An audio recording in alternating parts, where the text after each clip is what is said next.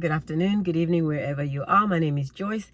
If you haven't subscribed, please do.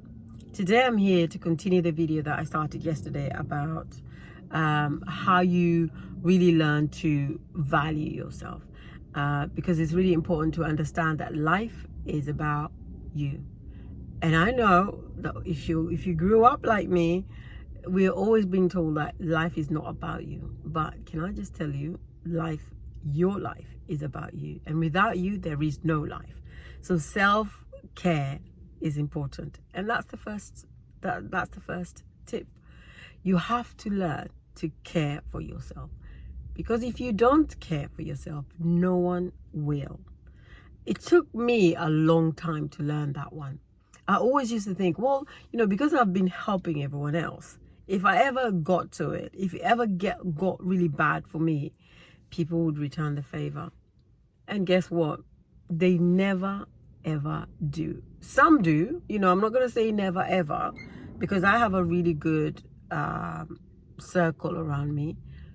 But sometimes, I would say 50% of the time they won't. And that's why it's so important to surround yourself with people that have the same values like you do. And in terms of, sort of self-care, I mean that by really prioritizing your mental, your physical, and emotional well-being.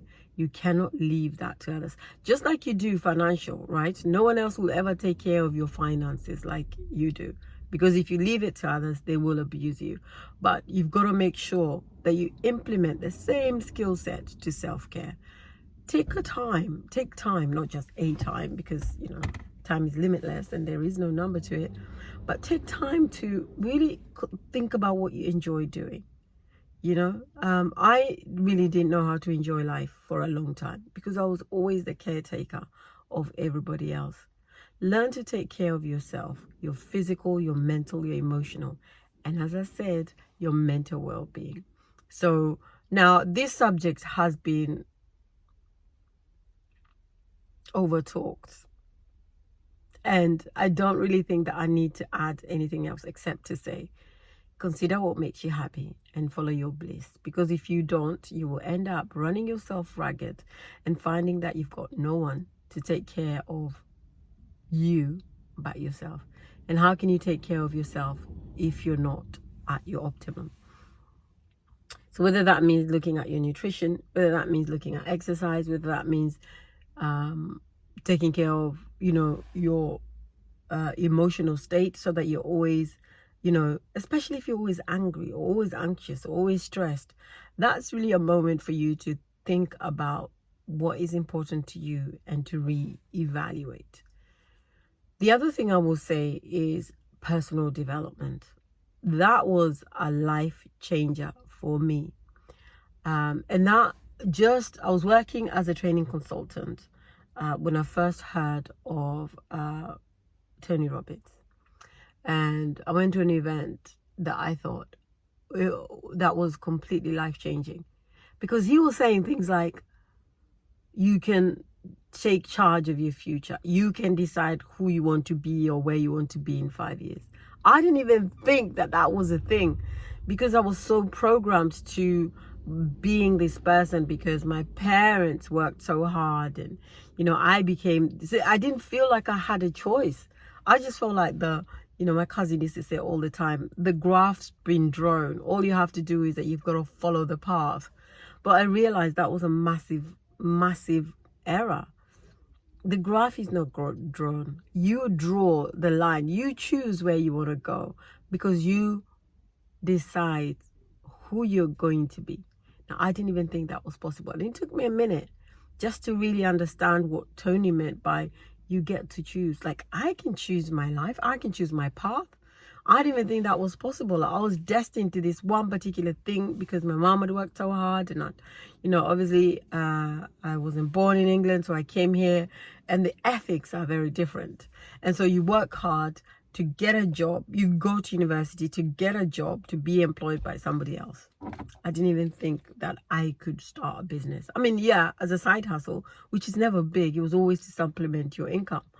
I didn't think that you could actually decide to leave a job. And to be honest, leaving a job to me was a massive thing, because how do you now cut yourself off from what people told you you were going to be, and you have your identity kind of linked into that? And so I would say personal development was really a lifesaver, because it changed my skill set. So I was able to develop new skills. I had to learn about myself, because I really had no clue. I didn't even know that I could do something I enjoyed. Like, what? Do something you enjoy? What is that? That's a foreign concept. No, you do what you got to do. But I realized that was all a lie. And then I had to learn about goal setting. Like, I can decide I wanted to climb Mount Kilimanjaro and then work towards that. Even though you set goals in a different, because if you look back, I always set goals unintentionally, but it was like, I wanted to go to that university, I wanted to qualify with that degree, then I wanted to be able to for example, write a book. I did that, but that was after. But initially, before, I knew which university I wanted to go into. I knew the degree that I wanted to have, and I also knew that I didn't want to qualify with like a 2-2. I wanted to do better than that. So I knew how to set goals innately, but learning how to set goals intentionally is a whole new ball game. Because what tends to happen is that you'll end up challenging yourself to achieve them, and setting new goals, so that you're constantly evolving, you're constantly learning, and you're constantly growing. So it took me a minute to really change my mindset and really be able to embrace the opportunity and the learnings, and definitely self-improve. I am a different person because I went to a coaching seminar about becoming something and someone different that I never even imagined was possible for me. And I guess the last thing I will say for this video, because I'll carry on tomorrow about not personal development, but rather valuing yourself, is making sure that you don't have a negative tape running through. Now, a lot of it, particularly for me, was cultural. We were never taught to have a positive mindset. It was always about hustle culture, right? What do you need to do to build a life that you have? There was never a thought that you could actually bring things into your life. Like, you could attract the things that you wanted through having a positive attitude towards life. Now, that just means that your internal dialogue is about positive self-compassion, that you're not constantly berating yourself. I was big at that. I grew up knowing that I was never good enough, and that I was always struggling to be good enough, and it was something that I could never achieve. And so one thing I learned to do is to let all of that go, because your parents' idea of what's good enough is often very different from your own idea. And not just your parents, but really just even societies, even your neighbors. What's good enough for one person is not always the same for another. And so you've got to learn to define what that is for you, first of all, and then to be content with that. Because you know what? The world will always be telling you what you have not achieved, what you need to achieve, where you need to be, what you can't do, what you need to be doing. And you've got to shut your ears to all of that noise. And part of that is, how do you define what it is that you want? What skills do you need? And then having that positive outlook and compassion towards yourself. Learn really to treat yourself with kindness. And that's one thing I always tell a lot of people, my clients that come to see me for coaching. Treat yourself with kindness. Treat yourself with understanding, and encouragement, because you cannot be kind to others without being kind to yourself. The way you treat others is the way you treat yourself. And I think if you're honest with yourself, sometimes you can be quite harsh to others because you're harsh to yourself. Have you ever done something and you think, what just happened? Why did I say that to that person? I don't know where that came from.